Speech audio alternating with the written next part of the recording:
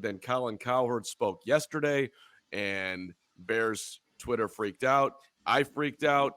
I already had it in my mind that the Bears were going to trade back to 2, trade Justin, draft Drake May, and Justin Fields was going to play Caleb Williams in the Super Bowl next year, because wouldn't that be so Bears?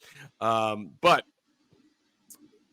I am still remaining confident that any option is available to the Chicago Bears as we welcome you in to the CHGO Bears podcast on this beautiful Friday. Hello, Gregory. You're producing, but you look like you're frothing at the mouth to speak.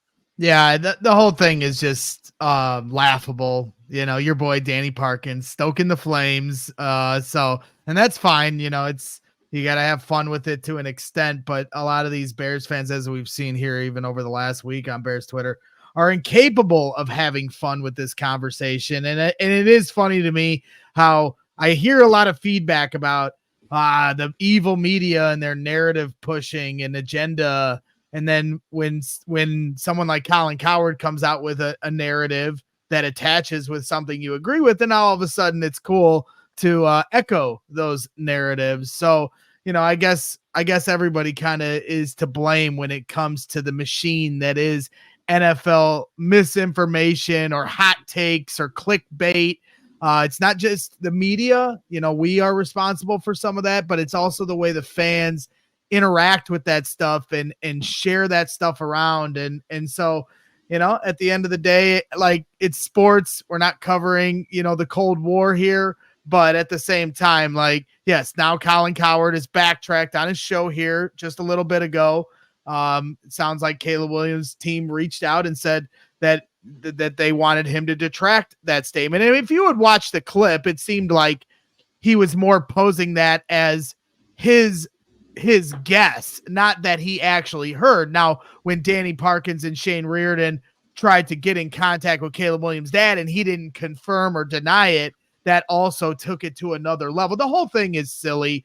If the guy didn't want to be in Chicago, I know, like, following somebody's likes on Twitter is about as stupid as it gets as well. But at the same time, the guy liked a tweet from the Chicago Bears account wishing Virginia McCaskey a happy birthday. If he wanted nothing to do with an organization, why would he be doing any of those kind of troll techniques?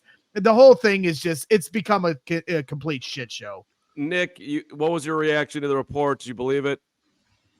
No, I don't believe much of it. I mean, it just sounds like speculation that's what Colin thinks. I don't think he's, you know, actually talked to Caleb or, you know, people that would actually know information about that. But I think wasn't his Instagram post where he says like whatever team or something along those lines. So it feels like it kind of goes back from what he said. And, you know, those posts are not just coming out the day of, like, these things are thought out. They are detailed and all these things. So I just kind of saw it. I forgot where I was. I think I was maybe in Mobile, Alabama. Maybe I was in Houston, Texas, flying back. I don't even know where I heard it, but I'm like, all right, let me watch the East-West Shrine Bowl game and kind of continue my day here. Let me just say one thing, and I know this is going to land probably on mostly deaf ears here, but it's very popular for those of us who love sports and love sports content, CHGO Bears and everything else out there, to hate on Colin, to hate on Skip, screw that guy, he's an idiot. And people in the media do it too. Just for a reminder, Colin Cowherd makes $6 million reportedly a year to do what he does. He's one of the most successful people in his field, period. Same thing with Skip Bayless. And you all can choose who you listen to. I'm not telling you to listen to Colin, who I do think is wild, just extremely talented, and Skip the same way. But there's got to be, and I know as Braggs kind of started his soliloquy here, there is just no ability, or very little ability, it seems at times, to have any fun with this. This is not. We are in the. I know how important this is, and to everybody, and we will have to see the Bears win a Super Bowl and all these things. But it is the sports department, and these guys get paid to have opinions, so they take big swings. Colin, now what I didn't necessarily like about it is, and it seems like the Williams crew is making him walk it back. He was acting like he had some real information there, And that puts Caleb in a bad spot where he almost has to respond. Do I sit this out, or do I, do I actually call up somebody who's got a big ass microphone and respond to it? And maybe perhaps he did. All I know is that logically, and I don't know what the Bears are going to do, and I'm going to be rooting for the Bears no matter what they do.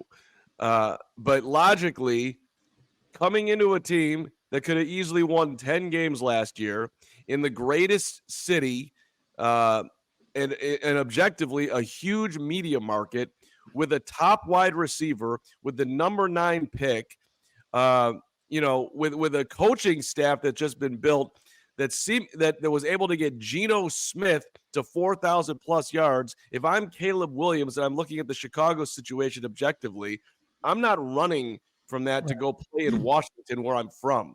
Right. That doesn't make any sense. Ian Rappaport, the day that Caleb Williams came out and declared to come to the NFL, which was another rumor that was going around before he declared that he wasn't going to declare and he was going to stay another year because of NIL. And he wants, a percentage of the team. And there's all sorts of speculation around him. This was the report that Ian Rappaport put out the minute he declared. Caleb Williams declaring for the NFL draft, no surprise for anyone. One of the most talented prospects. The Heisman Trophy winner enters the process excited for whoever ends up selecting him. And then today he puts out, Aaron Lemming kind of doubled down on that quote. And Ian Rappaport responded to Aaron Lemming saying, why would he be anti-Chicago if the Bears end up going QB at 1? To your point, he says, great city, classic organization, played great at the end of the year, seems to be building a really solid foundation. So look, the greatest athlete of all time to ever play anything played here. Do you think he regrets that he played in Chicago? What were the Chicago Bulls when he got here? They were a 27-win-0 franchise who had never won a title. Well, do you think that Walter Payton is unhappy that he spent his career in Chicago, or Dick Butkus, or Jim McMahon, or whoever the hell, Brian Urlacher, who didn't win here or didn't win the whole thing? Do you think any of them regret playing here? No, that's the answer. So, look, Kansas City wasn't looked at as some great football factory that produces great quarterbacks, but they finally got it right. And it worked. All right. The same thing with Cincinnati. People before that, there's some, did Joe Burrow look at the Bengals like, this is the ideal scenario? The Bengals, I'm gonna be the next Boomer Esiason. No, he didn't. The Bengals were the Bungles until Joe Burrow got there.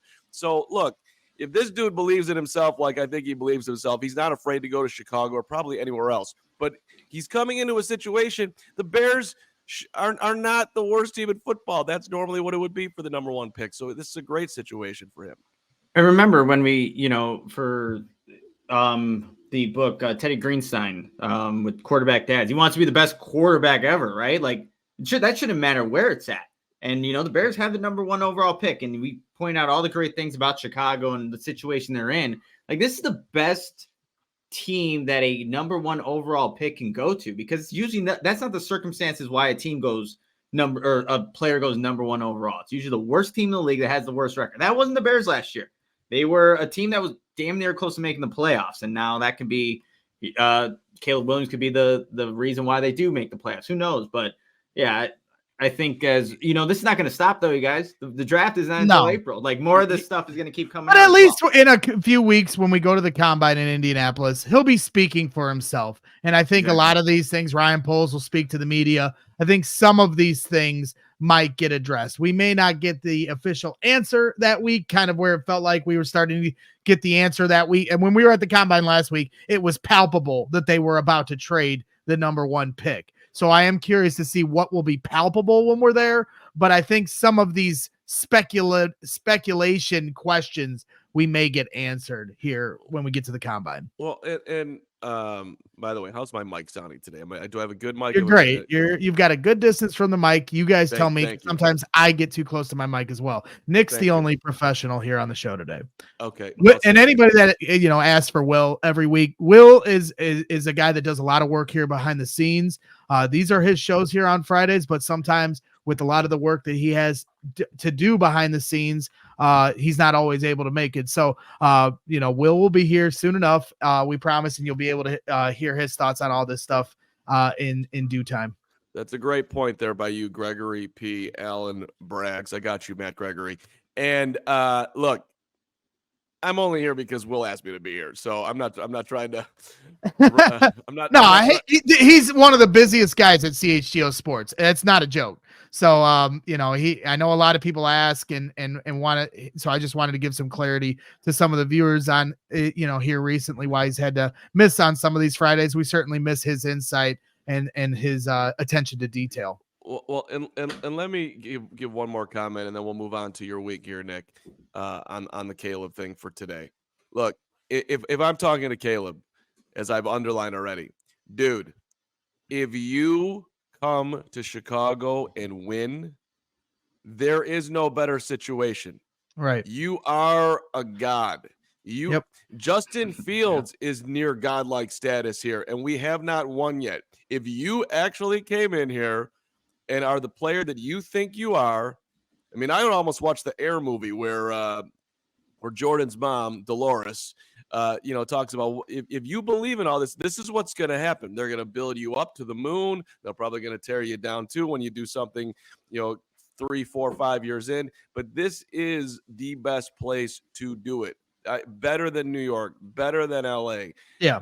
There is one team here, and we are split all across the city. There are Cubs fans, there are Sox fans. Even at the UC, there's some competition between Bulls and Hawks fans. But everyone is a Bears fan. No, if you're a winner and a champion, you're revered forever. I mean, people talk about Caleb Williams and his painted nails and how's he going to be able to handle the city. We brought in one of the most hated rivals in Chicago sports history in Dennis Rodman, and he was painting his hair. He was wearing a wedding dress for book signings. He was a complete, it was the road show. He was as Hollywood as it got here. He's on WWF with Hollywood Hulk Hogan, guys, and we loved him here in Chicago. And he couldn't have been a more, not only as just a crazy personality, but somebody that was one of our worst rivals in the late 80s, early 90s. So,